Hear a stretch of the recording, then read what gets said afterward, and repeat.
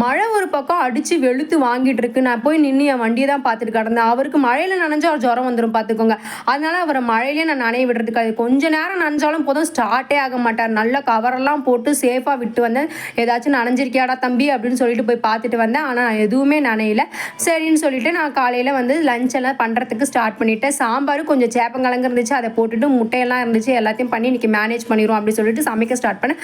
தாளிச்சாலே எனக்கு தான் ஆகாது. எங்கேருந்து தான் நெருப்பு வந்ததுன்னு தெரியல. அப்படியே அப்படியே தீவுல இருந்து வரா மாதிரி அப்படி ஒரு நெருப்பு எகிருச்சு. அடடே அப்படின்னு சொல்லிட்டு நான் பாட்டுக்கு அப்புறமேட்டு ஓரமாக நின்று ஒரு 10 நிமிஷம் வேடிக்கையை தான் பார்த்துட்டு கிடந்தேன். அப்புறம் லஞ்ச் எல்லாம் பண்ணி முடிச்சுட்டு சாம்பார் சாப்பிட்டு சாப்பிட்டு சளிச்சு போன காரணத்தினால கொஞ்சம் தேங்காய் இருந்துச்சு. நம்ம தேங்காய் சாதம் பண்ணுவோம் அப்படின்னு சொல்லிட்டு தேங்காய் சாதம் பண்ணேன். ஏன் தேங்காய் சாதத்துக்கு வந்த சோதனை தேங்காவை கருக விட்டுட்டேன். ஆனால் அந்த சாதத்தை விட முடியாதே அப்படின்னு சொல்லிட்டு அதையே கட்டிட்டு போயிட்டேன். இந்த கிழங்கா வைக்கலான்னு பார்த்தா வேகவே இல்லை. அப்புறம் 4 வாட்டியை வேக வச்சு எடுத்து ஒரு வழியாக வேக வச்சு லஞ்செல்லாம் பேக் பண்ணிட்டு மழையிலே ஜாலியாக ஆஃபீஸ்க்கு பேக் ஆகிட்டோம்.